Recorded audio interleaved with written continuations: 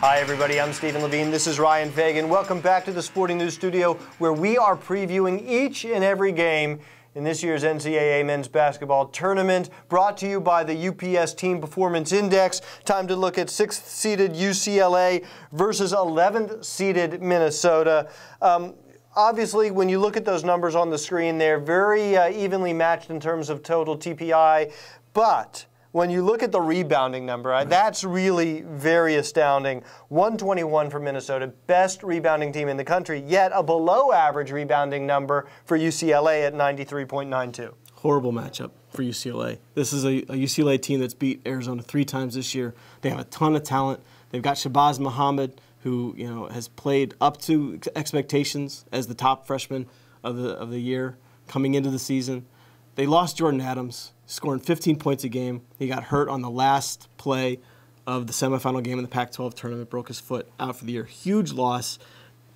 You compound that with the fact that, as you said, Minnesota is such a great rebounding team. They're so physical, they're so big.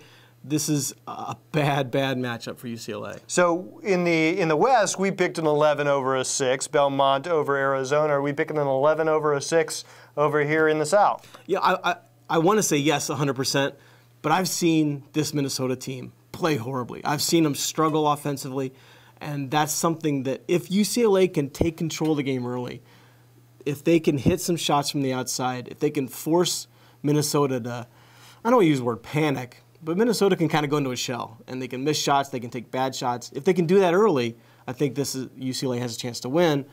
But you look at advantages, the biggest advantage that either team has is Minnesota's ability to get offensive rebounds, easy putbacks, and control the glass. Yeah, that's a 28-point spread on the TPI, and if you look at UCLA's offensive advantage based on the TPI, it's 103 to 100. That's only a 3-point spread, so a much smaller advantage, as you just pointed out. Yeah.